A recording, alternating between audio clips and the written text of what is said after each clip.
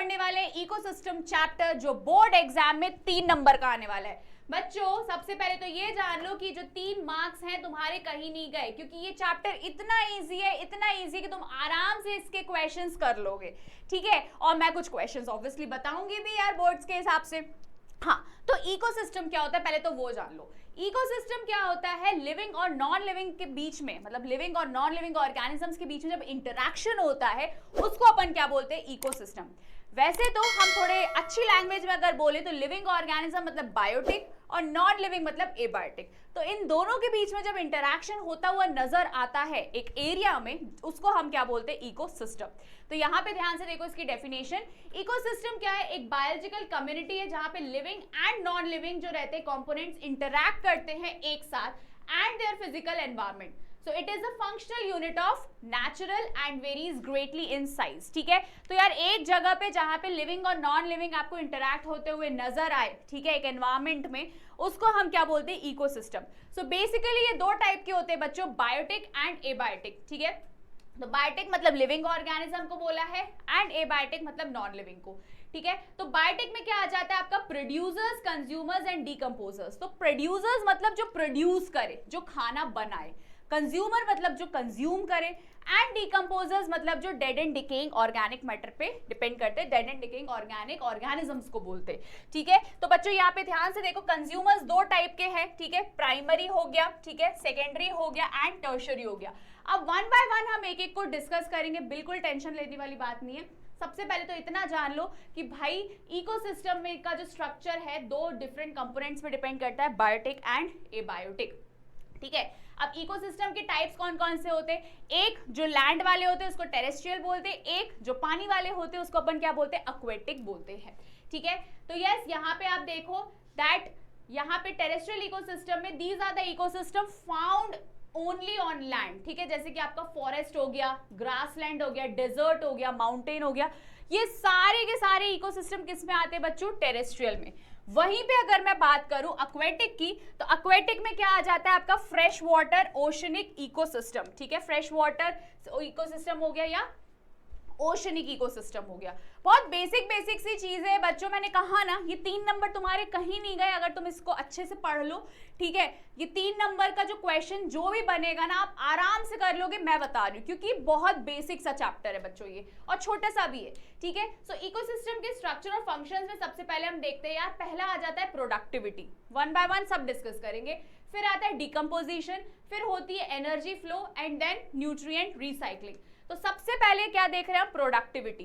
तो प्रोडक्टिविटी में क्या होता है, प्राइमरी प्रोडक्शन में क्या होता है, प्रोडक्टिविटी में जहां पे अमाउंट ऑफ बायोमास और organic matter produce per unit area. तो यार प्रोडक्टिविटी तो सबसे पहले ये जान लो कि productivity rate of biomass production, ठीक है, मतलब टोटल मास है ना, लिविंग ऑर्गेनिज्म का जो मास होता है उसको क्या बोला जाता है, बायोमास बोला जाता है। अब वहीं पे हम क्या पढ़ रहे हैं बच्चों, प्राइमरी प्रोडक्टिविटी पढ़ रहे हैं, जहां पे आप क्या बोल रहे हो कि अमाउंट ऑफ बायोमास या फिर ऑर्गेनिक मैटर कितने टाइम पे, कितने एरिया में हमें देखने को मिला ड्यूरिंग फोटोसिंथेसिस, उसको अपन क्या बोलते हैं, प्राइमरी प्रोडक्शन। और ये आईएमपी है बच्चों, मैं पहले ही बता दूं, है ना, पूछा जा सकता है। और इसकी यूनिट क्या होती है, ग्राम पर स्क्वायर, और energy kilo calorie metre square, ठीक है। या फिर आप प्रोडक्टिविटी का जो एक्सप्रेशन है या फिर आप यूनिट जो है बोल सकते हो ग्राम पर मीटर स्क्वायर, है ना, पर ईयर के हिसाब से भी आप बताओगे, या फिर आप किलो कैलोरी एनर्जी के हिसाब से मीटर स्क्वायर पर ईयर के हिसाब से भी बता सकते हो, ठीक है। तो यार ये इंपॉर्टेंट है, आपसे कभी कभी यूनिट पूछी जा सकती है तो भूलना मत, ठीक है। अब वहीं पे प्रोडक्टिविटी में अगर हम बात करें प्राइमरी प्रोडक्टिविटी में, तो 2 टाइप की होती है, एक होता है आपका ग्रॉस, ठीक है, और एक होता है नेट प्राइमरी। तो ग्रॉस में क्या बोलते हो, ग्रॉस जीपीपी मतलब कि ग्रॉस प्राइमरी प्रोडक्टिविटी के नाम से डिनोट किया है। Of an ecosystem is the rate of production of organic matter. Photosynthesis के टाइम पे जितना ऑर्गेनिक मैटर प्रोड्यूस हुआ है ना, जितना organic matter, rate of production of organic matter मतलब कि प्रोडक्शन हुआ है ऑर्गेनिक मैटर का फोटोसिंथेसिस के टाइम पे बच्चों, उसको क्या बोला गया है, ग्रॉस प्राइमरी प्रोडक्टिविटी। अब वहीं पे मैं नेट की बात करूं तो नेट में आप क्या करते हो, gross primary productivity minus R, R मतलब कि जो रेस्पिरेशन लॉसेस है उसको आप माइनस करोगे तब जाके आपका क्या आ जाएगा, नेट प्राइमरी प्रोडक्टिविटी। तो इसको डिफाइन कैसे करते हैं वो देख लो, gross primary productivity minus respiration losses जो आर से डिनोट करते हैं is the net primary productivity. ठीक है, तो यार आपको दो चीज समझ में आई। पहला था हमारा ग्रॉस प्राइमरी प्रोडक्टिविटी, जहां पे हम ये बोल रहे हैं कि जितना रेट ऑफ प्रोडक्शन हुआ है ऑर्गेनिक मैटर का फोटोसिंथेसिस के टाइम पे, उसको हमने क्या बोला, ग्रॉस प्राइमरी प्रोडक्टिविटी। अब वहीं पे मैं बोल रही हूँ नेट प्राइमरी प्रोडक्टिविटी कैसे निकालना है, तो मैं बोलूंगी क्या जो मेरी ग्रॉस आई थी माइनस जो रेस्पिरेटरी लॉसेस है उसको मैंने क्या बोल दिया, नेट प्राइमरी प्रोडक्टिविटी के नाम से डिनोट कर दिया। कुछ रॉकेट साइंस नहीं है, बहुत इजी है, कभी कुछ क्वेश्चंस आए तो आप लोग प्लीज इस पे सॉल्व कर लेना। ठीक है, now the available biomass for the consumption of the heterotrophs और the herbivorous decomposers is the net primary productivity. अब यार ये जो प्राइमरी प्रोडक्टिविटी है वो किस पे डिपेंड रहती है ना, ये बात बहुत इंपॉर्टेंट है। ठीक है, कि यार ये सब चीजें डिपेंड किस पे होती है, तो सबसे पहले तो भाई मैं ये बोल दूंगी कि यार प्लांट की स्पीशीज पे डिपेंड करती है, न्यूट्रिएंट्स कितने अवेलेबल है सॉइल में उस पे डिपेंड करती है। मतलब प्रोडक्टिविटी कंप्लीटली हमें जो देखने को मिल रही है। ठीक है, प्रोडक्टिविटी मतलब क्या यार, सीधी सी बात है ना, मैं आपको बता चुकी हूँ कि यार जो बायोमास है, जो लिविंग ऑर्गेनिजम्स का मास है उसको अपन बोल देते हैं, और ये जो बन रहा है मतलब जो भी ये बायोमास वगैरह बन रहा है या जो ऑर्गेनिक मैटर वगैरह बन रहा है, ये अल्टीमेटली क्या प्रोड्यूस कर रहा है, एनर्जी भी तो प्रोड्यूस कर रहा है। तो बात तो वही है ना कि यार प्लांट की स्पीशीज पे डिपेंड करता है बच्चों। ठीक है, न्यूट्रिएंट्स कितने अवेलेबल है सॉइल में उस पर डिपेंड करता है, फोटोसिंथेटिक कैपेसिटी कि प्लांट्स कितना फोटोसिंथेसिस कर रहे हैं उसकी कैपेसिटी पे भी डिपेंड कर रहा है, and the varieties of environmental factors. ठीक है, तो यार ये तो थी कहानी तुम्हारी पूरी प्रोडक्टिविटी की। अब वहीं पे ही हम बात करते हैं डिकम्पोजिशन की। तो डिकम्पोजिशन तो हमें सबको पता है कि यार dead and decaying organic matter, अब वो चाहे प्लांट्स का हो चाहे वो एनिमल्स का हो। ठीक है, तो यहाँ पे आप देखो it is the process of break down of complex organic matter into the simpler substances such as carbon dioxide हो गया, वाटर हो गया, nutrients by the action of decomposers. ठीक है, तो यार डीकम्पोजिशन या डीकम्पोजर्स तो हम बचपन से पढ़े हुए आ रहे हैं यार, हमें इतना कुछ दिक्कत नहीं आ रही है। ठीक है, तो यार यहाँ पे आप देखो डेट्राइटिवोर्स क्या होता है, तो ये ऐसे organisms that feed on detritus है ना, ऐसे ऑर्गेनिजम्स जो डेट्राइटस मींस सड़ा हुआ, डेब्रिस उसको बोला जाता है क्या, डेट्राइटस। ठीक है, तो यार यहाँ पे देखो ऐसे ऑर्गेनिजम्स जो डेट्राइटस पे फीड करते हैं उसको अपन क्या बोलते हैं, detritivores. And best examples are earthworm, fungi, best example. ठीक है, तो यार आपसे अगर कोई पूछे डेट्राइटिवोर का एग्जाम्पल बताओ तो आपका एग्जाम्पल होना चाहिए अर्थवर्म या फिर फंजाई। ठीक है, एंड डाइट्राइटिस का मतलब क्या होता है, कोई भी चीज खराब है ना, या फिर डेब्रिस वगैरह हम बोलते हैं उसको अपन क्या बोलते हैं बच्चों, डेट्राइटिस बोलते हैं। हाँ, तो अब हम देखते हैं स्टेप्स ऑफ डिकम्पोजिशन। अलग अलग स्टेप्स होते हैं जैसे कि फ्रैगमेंटेशन हो गया, लीचिंग हो गया, catabolism, humification and mineralization. But एक एक का हम मतलब समझेंगे बच्चों। ठीक है, थोड़ा सा कलर चेंज कर लें दो ताकि तुम्हारे लिए भी आसान रहे। फ्रैगमेंटेशन का मतलब क्या होता है, ब्रेक डाउन। ठीक है, जो भी डेट्राइटस रहता है उसका क्या होता है, ब्रेक डाउन होता है by the action of detritivores. And remember just अभी बताया था डेट्राइटिवोर्स में कौन कौन से आ जाते हैं एग्जांपल्स, आपका अर्थवर्म हो गया, फंजाई हो गया। तो इनकी मदद से जब डेट्राइटस टूटता है, छोटे छोटे पार्टिकल्स है बच्चों, उसको हम क्या बोलते हैं, फ्रैगमेंटेशन। अब वहीं पे लीचिंग क्या होता है वो देखते हैं। अब मान लो एक सॉइल है, एक नहीं मतलब नॉर्मल सॉइल है। ठीक है, अब सॉइल में मान लो पानी है। ठीक है, तो जितने भी न्यूट्रिएंट्स हैं वो कहाँ नीचे की तरफ क्या हो जाएंगे, पेनिट्रेट हो जाएंगे, और ऊपर तरफ आपको वो चीज देखने को नहीं मिलेगी, और उस प्रोसेस को हम क्या बोलते हैं, leaching. So it is the phenomena by which water soluble nutrients sink to the soil horizon and precipitate as the soil that are not available. अब आता है आपका क्या, कैटाबॉलिज्म। कैटाबॉलिज्म हम सबको पता है ब्रेक डाउन होता है। ठीक है, कैटाबॉलिज्म का मतलब क्या होता है, डिस्ट्रक्शन हमें देखने को मिलता है। That means break down of the detritus into the small inorganic nutrients by the action of bacterial and fungal enzymes. ठीक है, तो बैक्टीरियल या फिर जो फंगल एंजाइम्स हैं, ठीक है, उसके थ्रू जो है जब डेट्राइटस टूटता है उसको हम क्या बोलते हैं बच्चों, कैटाबॉलिज्म। ह्यूमिफिकेशन क्या होता है, वो ही सेम चीज है, थोड़ी सी बस अलग है बच्चों। यहाँ पे क्या होता है, माइक्रोबियल एक्शंस के थ्रू जो है ब्रेकडाउन देखने को मिलता है। ठीक है। माइक्रोबियल एक्शंस के थ्रू क्या होता है, ब्रेक डाउन देखने को मिलता है, और फॉर्मेशन किसका होता है, ह्यूमस का। यार ह्यूमस मतलब आप ये बोल सकते हो कि एक अमॉर्फस सब्सटेंस है। अमॉर्फस मतलब जिसका कोई डेफिनेट शेप नहीं है, स्ट्रक्चर नहीं है, ये आपने केमिस्ट्री में वर्ड बहुत पढ़ा होगा, तो उसको अपन क्या बोलते हैं, ह्यूमिफिकेशन। तो ह्यूमिफिकेशन क्या होता है, it is the formation and continuous deposition of dark coloured organic amorphous substance called humus, and humus is extremely resistant to microbial action and decomposes at very slow rate, ठीक है। अब यहाँ पे देखो मिनरलाइजेशन क्या होता है, मिनरलाइजेशन वही है, it is the process by which some micro organism further break down humus into the simpler और इनऑर्गेनिक सब्सटेंस। तो ह्यूमस का ब्रेकडाउन देखने को मिलता है किसमें, सिंपल इनऑर्गेनिक न्यूट्रिएंट्स में। अब एनर्जी फ्लो, अब यार ये तो बात आप मानो या ना मानो, सोलर एनर्जी ना बहुत मेजर रोल प्ले करती है बच्चों, है ना। कि मतलब हम ये बोल सकते हैं, सबसे पहले तो अगर मैं प्रोड्यूसर्स की बात करूं तो मैं तो सीधा सीधा यही बोलूंगी कि यार सनलाइट नहीं हुई ना तो फोटोसिंथेसिस नहीं हो सकता, ठीक है। 11वीं क्लास में इतना डिटेल में हमने पढ़ा है photosynthesis in higher plants chapter, वहां पे इतना तो समझ में आ गया कि भैया सनलाइट तो भयंकर इंपॉर्टेंट है, ठीक है। लेकिन आप ये भी बोल सकते हो यार कि सनलाइट अकेला प्लांट्स के लिए इंपॉर्टेंट नहीं है, चाहे मैं हूं, आप हो, या कोई भी कंज्यूमर हो, उसके लिए भी उतनी इंपॉर्टेंट है, डायरेक्टली और इनडायरेक्टली। क्योंकि सीधी सी बात है यार, प्लांट अगर फोटोसिंथेसिस करेगा सनलाइट को यूज करके ही करेगा, हाँ ठीक है, सनलाइट को तो यूज करके किया, अल्टीमेटली उसको जिसने भी कंज्यूम किया और आगे कंज्यूम करता गया, प्राइमरी, सेकेंडरी, टर्शरी, सारे कंज्यूमर्स की अगर अपन बात करें तो अल्टीमेटली वो खा तो प्लांट्स, शुरुआत तो प्लांट से ही हुई, एनर्जी कहां से कहां जा रही है, नीचे से ऊपर की तरफ जा रही है, ठीक है। तो वहीं पे बात बोली गई है बच्चों कि सन जो रहता है वो अल्टीमेट सोर्स है एनर्जी का for all ecosystem on earth except for the deep sea hydrothermal ecosystem.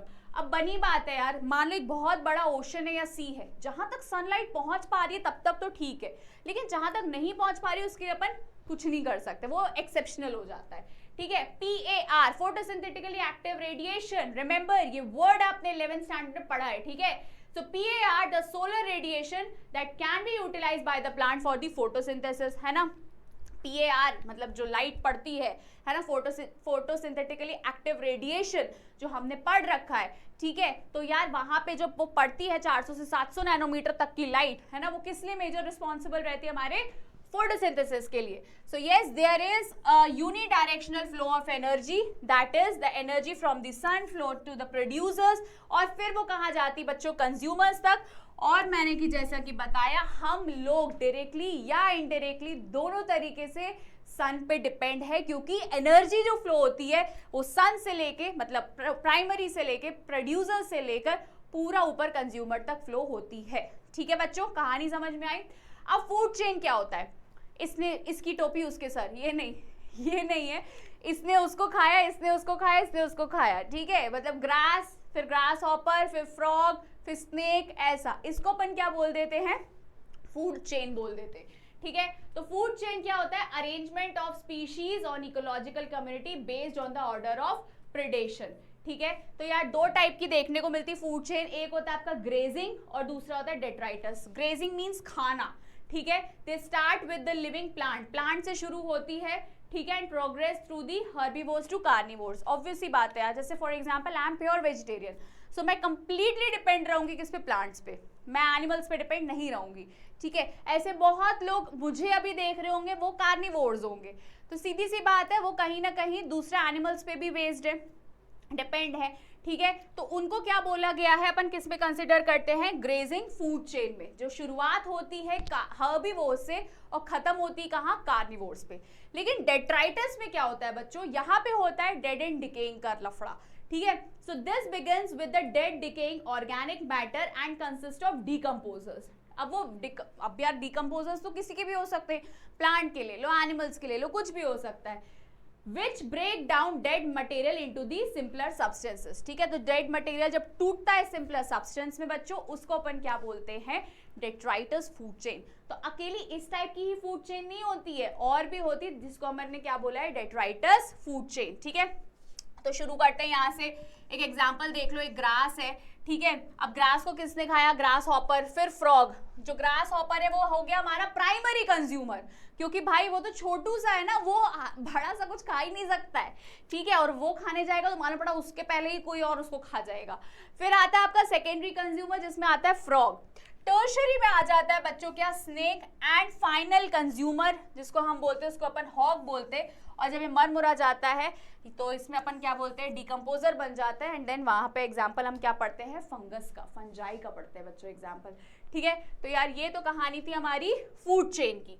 अब फूड चेन में सबसे पहले जैसे कि मैंने आपको अभी जस्ट बताया, उसको अपन दोबारा से देख लेते हैं डेफिनेशन के फॉर्म में, कि producers, consumers, primary consumer, secondary, tertiary, सब पढ़ लेते लाइन से।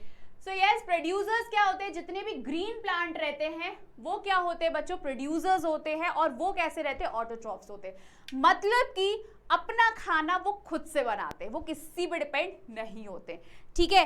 अब वहीं अगर मैं बात करूं किसकी, वहीं अगर मैं बात करूं कंज्यूमर्स की, ठीक है, तो कंज्यूमर्स में देख लो यार, all the heterotroph whether directly or indirectly reliant on plant for the nourishment, है ना, जैसे कि हम, ठीक है, तो हम जो रहते हैं वो किस पे डिपेंड हो रहे हैं, प्रोड्यूसर्स पे डिपेंड हो रहे हैं, तो इसलिए अपन उसको क्या बोल देते हैं बच्चों, कंज्यूमर्स बोलते हैं, क्योंकि हम कंज्यूम कर रहे हैं, है ना। प्रोड्यूसर तो बना रहा है, कंज्यूमर हम खा रहे, ठीक है। अब यही जो कंज्यूमर है वो हमें primary, secondary, tertiary and quaternary level पे डिवाइड किया गया है, ठीक है।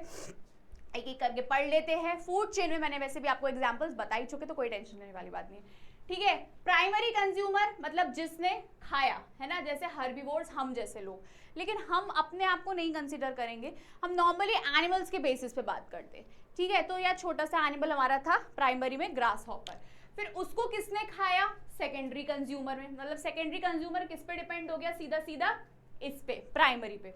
फिर टर्शरी किस पे डिपेंड हुआ, सेकेंडरी पे, टर्शरी कंज्यूमर वाले ने किसको खाया, सेकेंडरी वाले को, एंड क्वार्टरनरी वाले ने किसको खाया, टर्शरी वाले को, ठीक है। तो दैट्स व्हाई अपन इसको कार्निवोर्स का मतलब इसलिए बोला गया बच्चों, यहाँ देखो हर्बीवोर्स इसलिए बोला गया क्योंकि प्लांट ईटर्स है, ठीक है। यहाँ तक तो कहानी प्लांट ईटर्स की है, लेकिन जैसे ही कार्निवोर्स आया तो समझ जाना कि यार ये एनिमल्स को खाना इनने शुरू कर दिया है, ठीक है, एनिमल्स को खाना इनने शुरू कर दिया है।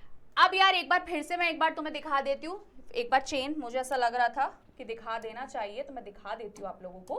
तो यार यहाँ पे देखो, पहला आ गया क्या आपका प्रोड्यूसर, जिसमें आ गया आपका ग्रास, दूसरा आ गया आपका ग्रास हॉपर, जिसको मैंने प्राइमरी कंज्यूमर बोला है, सेकेंडरी में फ्रॉग आ गया, टर्शरी में स्नेक आ गया, क्वार्टरनरी में आपका हॉक आ गया, जिसको आप फाइनल कंज्यूमर के नाम से जानते हो, एंड डिकम्पोजर्स में आपका आ गया फंजाई, ठीक है।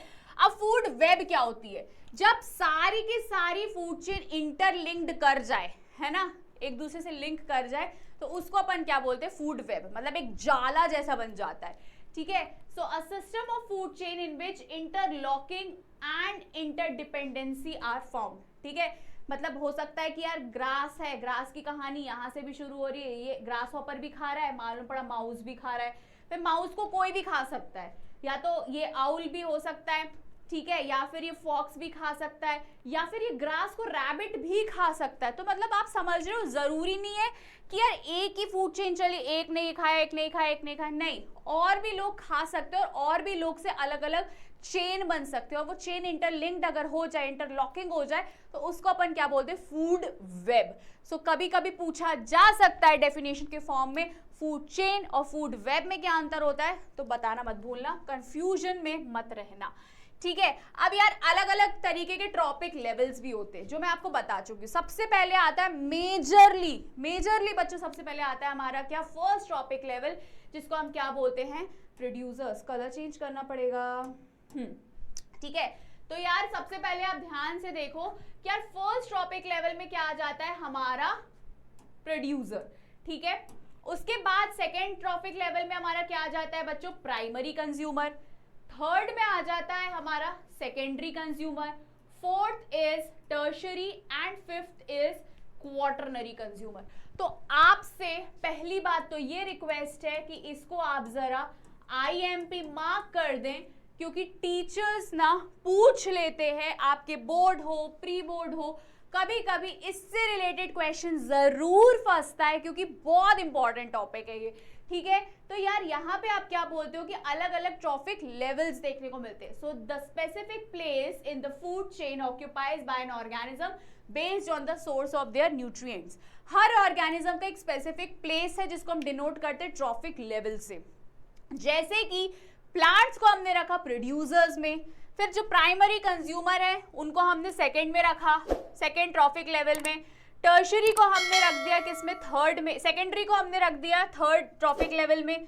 टर्शरी कंज्यूमर को हमने रख दिया फोर्थ ट्रॉफिक लेवल में। एंड क्वार्टरनरी कंज्यूमर्स को बच्चों हमने किस में रखा है, फिफ्थ ट्रॉफिक लेवल में, ठीक है। तो यार ये तो कहाँ ये ट्रॉफिक लेवल की जो इंपॉर्टेंट है मैं पहले ही बता दूं, बिल्कुल मत भूलना, ठीक है। अब यार ट्रॉफिक लेवल से हम बात करते चलते तो एनर्जी का क्या होता होगा।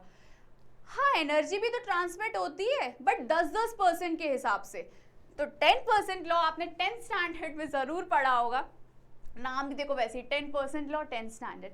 तो यार 10% लॉ क्या बोलता है कि यार सिर्फ 10% ऑफ एनर्जी जो है वो हर ट्रॉफिक लेवल में ट्रांसफर होती है।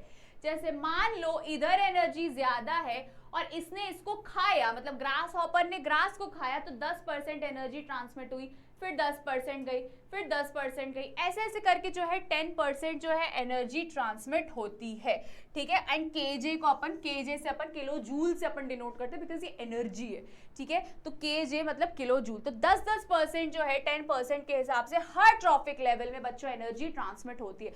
मान लो कि यार ये एक फूड चेन है, ये ग्रास है, ये ग्रास हॉपर है, फ्रॉग है, ये स्नेक है। तो यार इसने इसको खाया तो 10% एनर्जी गई, फिर इसने इसको खाया, फिर इसकी 10 गई, फिर इसने इसको, फिर उसकी 10, ऐसे ऐसे जाता है, ठीक है। तो इसलिए बच्चों अपन इसको क्या बोलते हैं, 10% लॉ के नाम से जानते हैं, ठीक है। तो यार ये इंपॉर्टेंट है, ये भी पूछ लिया जाता है, भरोसा नहीं है तो इसको भी तुम लोग मार्क करो, है ना, क्योंकि इससे ना कभी कभी बेस्ड क्वेश्चंस पूछ लिए जाते हैं। चलो तो अब देखते हैं इकोलॉजिकल पिरामिड। इकोलॉजिकल पिरामिड में क्या देखते हैं हम लोग, रिप्रेजेंटेशन देखते हैं किसका बच्चों, प्राइमरी एंड कंज्यूमर्स के बीच में, है ना। अलग अलग ट्रॉफिक लेवल्स के बीच में जो रिप्रेजेंटेशन है उसको हम एक पिरामिड फॉर्म में देखते हैं, ठीक है।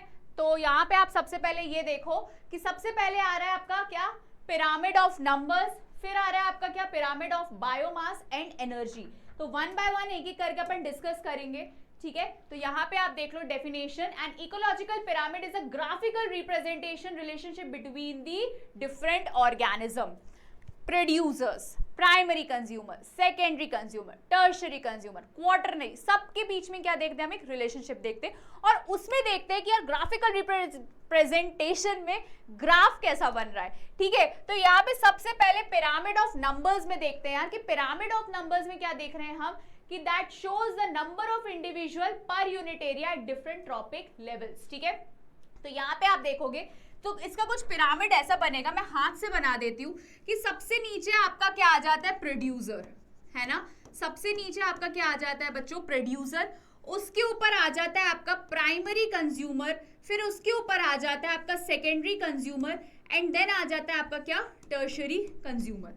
तो यार यहाँ पे बात इतनी सी करी गई कि जो पिरामिड बन रहा है वो कैसा बन रहा है, अपराइट बन रहा है, ठीक है। कि number of pyramid of numbers में क्या देखने को मिल रहा है यार, कितने नंबर्स ऑफ इंडिविजुअल उतने एरिया में प्रेजेंट है, उस बिहाफ पे हम बता रहे हैं, ये ग्राफ जो है वो शो कर रहा है। लेकिन तो ये तो वैसे जनरली अपराइट रहता है ना, इसको अपराइट बोलते हैं, है ना। ये जो पिरामिड रहता है बच्चों, ये कैसा रहता है, जनरली अपराइट रहता है। लेकिन कभी कभी ऐसा भी हो जाता है कि इन्वर्टेड हो जाता है, मतलब कुछ ऐसा, है ना। कभी कभी क्या हो जाता है कि ये इन्वर्टेड भी हो जाता है, जैसे कि हम बात कर रहे हैं बड़े बड़े ट्रीज के बिहाफ का एक केस ले रहे हैं कि मान लो बहुत बड़ा ट्री है और उसको खाने वाले बहुत सारे इंसेक्ट है, तो सीधी सी बात है ट्री तो कम हो जाएगा, मतलब प्रोड्यूसर्स जो है कम हो जाएगा, लेकिन खाने वाले जो इंसेक्ट्स है, जो प्राइमरी है, वो क्या हो जाएगा, ज्यादा देखने को मिलता है। तो प्रोड्यूसर ये हो जाएगा एंड कंज्यूमर जो है वो इस तरीके से पीसी, प्रियंका चोपड़ा नहीं, प्राइमरी कंज्यूमर है, ठीक है। चलो अब हम बात कर रहे हैं किसकी, बायोमास। तो यार यहाँ पे रिप्रेजेंटेशन किसके बिहाफ पे हो रहा है, बायोमास के बिहाफ पे हो रहा है, ठीक है।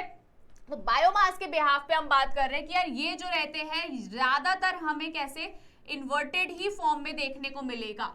इन्वर्टेड फॉर्म में मतलब कि एक एग्जाम्पल ले लिया गया है सी का, है ना, सी का एक एग्जाम्पल ले लिया गया है। Pyramid of biomass can be inverted, ठीक है, क्यों? क्योंकि यार फाइटोप्लैंक्टॉन्स जो रहते हैं, हम क्या बोलते हैं, जो ऑटोट्रॉफिक रहते हैं, पानी में जो रहते हैं उसको अपन फाइटोप्लैंक्टॉन्स बोलते हैं, और जूप्लैंक्टॉन्स बोलते हैं जो एनिमल लाइक स्ट्रक्चर होते हैं, जो पानी में देखने को मिलते हैं, ठीक है। तो यार फाइटोप्लैंक्टॉन्स कंपैरेटिवली जूप्लैंक्टॉन्स के हमें कम दिखते हैं, क्योंकि वो ज्यादा डिपेंड हो जाते हैं किस पे, फाइटो पे। तो इसलिए इसका जो पिरामिड है वो हमें क्या देखने को मिलेगा बच्चों, इन्वर्टेड देखने को मिलेगा। अगेन अपराइट तो देखते ही है, बट कभी कभी हमें इन्वर्टेड फॉर्म में भी देखने को मिलता है, ठीक है। लेकिन ये एक्वेटिक का है मेन एग्जांपल, ठीक है, एक्वेटिक की मतलब पानी वाले ऑर्गेनिज्म की बात करी गई है। तो इसलिए यहाँ पे हम प्रोड्यूसर्स बोल देते हैं, या फिर यहाँ पे हम फाइटो डाल देते हैं, और यहाँ पे हम जू डाल देते हैं, जू प्लैंक्टॉन्स, ठीक है। अब बात करते हैं pyramid of energy. Pyramid of energy में कुछ नहीं है, बहुत नॉर्मल सा ग्राफ है, जो मैंने आपको बताया था कि यार एनर्जी के बिहाफ पे बात करी गई है कि यार जो एनर्जी फ्लो हो रही है ना, वो प्रोड्यूसर से कंज्यूमर तक फ्लो हो रही है।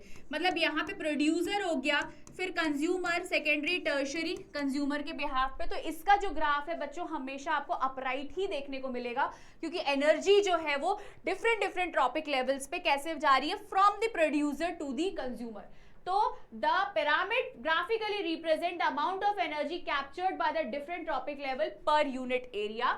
The pyramid of energy is always upright and cannot be inverted. This is because the energy always lost as heat during each transfer from one tropic level to the next, जो मैंने अभी आपको बताया, ठीक है। तो यार ये तो था हमारा कंप्लीट चैप्टर, जो काफी ज्यादा इजी था। जैसा कि मैंने कि आपको बताया क्या 3 नंबर का पेपर बनेगा इससे, इस चैप्टर से। तो मैंने कहा ना कि ये 3 नंबर तुम्हारे कहीं नहीं गए, ठीक है, बस तुम्हें थोड़ा सा रिवीजन करना रहेगा, ठीक है। चलो, तो यार कुछ क्वेश्चंस है जो आपके सीबीएसई बोर्ड्स में भी आए। So construct a pyramid of biomass starting with the phytoplanktons level, it's 3 trophic level, is the pyramid upright और इन्वर्टेड, जस्टिफाई। जैसा कि मैंने आपको बताया, जस्ट अभी बताया कि यार इन्वर्टेड ही देखने को मिलेगा, ठीक है। इस तरीके से उसका पिरामिड देखने को मिलेगा, फिशेस खा जाएंगी, फिर छोटे छोटे animal like structure, and then सबसे कम तो हमारे फाइटो बचते हैं, ठीक है। How is the grazing food chain different from the detritus, ये भी डिफरेंस बता चुकी हूं मैं। The detritus food chain may be connected to the grazing food chain at some level in an ecosystem. Give an example in support to the statement. तो detritus और grazing में आपको डिफरेंस बताना है, जो कि यहाँ पे मैं पहले लिख देती हूँ, ठीक है, इंपॉर्टेंट है। एंड डेट्राइटस का आपको पूरा बताना है कि यार देखो क्वेश्चन हमेशा, मैं आपको आज भी ये बात बोल रही हूँ, हर लेक्चर में ये बात बोलती हूँ, हम पढ़ते पूरा है, हम पढ़ते पूरा, बट हम ये नहीं बोलते यार कि एग्जैक्टली सेम क्वेश्चन आएंगे, नहीं, क्वेश्चंस घुमा के आते हैं बच्चों, लैंग्वेज चेंज की जाती है, आपको घुमाया जाता है, बस आप पे डिपेंड करता है आप उस क्वेश्चन को कैसे समझ के आंसर कर रहे हो। वर्ड टू वर्ड सेम नहीं आएगा, ठीक है। तो ये मत सोचना कि भाई मैम ने क्वेश्चन करवाया तो एग्जैक्टली सेम आ जाएगा, नहीं, क्वेश्चन घुमा के आते हैं, हाँ आंसर जरूर सेम हो सकता है, ठीक है। चलो, अब यहाँ पे बताना है, कैलकुलेशन कर रहा है किसका, ग्रॉस प्राइमरी प्रोडक्टिविटी का, एंड हमें ऑलरेडी इसका फॉर्मूला पता है। तो मैंने जैसे कि बोला आप लोग को एनपीपी के बारे में बता चुकी हूँ मैं, एनपीपी प्लस पीआर, ठीक है। जो जो चीजें फाइंड आउट करनी, ग्रॉस करनी है, नेट करनी, यहाँ पे ग्रॉस करनी थी तो यहाँ पे प्लस में चला जाएगा, ठीक है। Now name and explain the process of earthworm and bacteria carrying the detritus. भाई सीधी सी बात है यार, ये रिसाइकलिंग में हेल्प करते हैं, ठीक है, ब्रेक डाउन करने में हेल्प करते हैं डेट्राइटिवोर्स जो कि अर्थवर्म होते हैं। Bacteria secrete digestive enzyme to digest the organic matter, ये तो हमें पता ही है कि यार बैक्टीरिया में डाइजेस्टिव एंजाइम रहते हैं और ये क्या काम करते हैं, डाइजेशन का काम करते हैं, ठीक है। तो ये इंपॉर्टेंट है। उसके बाद which of the following food chain is the major content of the energy flow in the terrestrial and aquatic ecosystem. तो भाई ये सारी चीजें हैं, थोड़ा देख लेना, इंपॉर्टेंट है। टेरेस्ट्रियल इकोसिस्टम में हो गया या फिर एक्वेटिक की बात करी गई। Man can be primary as well as secondary consumer, justify this answer, important है भाई, पूछा जा सकता है, आदमी दोनों ही चीजें हो सकता है। तो man can be primary as well as secondary consumer, क्योंकि यार कहानी इतनी सी है ना यार, हम जैसे भी तो लोग हैं ना, जरूरी थोड़ा ना हम लोग जानवर खाएं, ठीक है, because man eats both plants as well as meat, है ना, तो इसलिए अपन उसको कार्निवोर्स एंड हर्बिवोर्स दोनों में कंसिडर करते, ठीक है। अब यार ये सारी चीजें हैं, तुम्हें इसका आंसर फाइंड आउट करना है, तुम्हारे लिए एक ये टास्क है, ठीक है। तो इसमें अब तुम बताओ विच of the following is not a characteristic feature of the humus that formed during the decomposition of the detritus. ये क्वेश्चन प्लस ये वाला भी, ये सारे 2-3 क्वेश्चंस हैं जो तुम्हारे लिए होमवर्क में, और बहुत इजी है, बता चुकी हूँ, कुछ भी ये मत करना कि मैडम नहीं पता है, ठीक है। तो 3 नंबर तो तुम्हारे कहीं नहीं गए, बस मेहनत तुम्हें करनी है, 10 से 15 मिनट निकालने हैं इसको रिवाइज करने में, इसको समझने, क्योंकि मैं गारंटी ले रही हूँ इससे ज्यादा ये चैप्टर लेगा भी नहीं, क्योंकि 3 नंबर का आने वाला है, ठीक है। आई होप ये चैप्टर तुम्हें बहुत अच्छे से समझ में आया होगा, लेकिन तुम्हें इसको रिवाइज करना पड़ेगा, वरना फिर सब भूल जाओगे, प्राइमरी क्या होता है, सेकेंडरी क्या होता है, ठीक है, क्रॉस प्राइमरी प्रोडक्टिविटी क्या होती है, नेट क्या होती है, सब भूल जाओगे, इससे पहले रिवाइज करना पड़ेगा, ठीक है। सो ऐसे ही पढ़ते चलो, एंड ये होमवर्क जरूर सॉल्व करना है तुम्हारे लिए, ठीक है। So all the best for your exams, bye.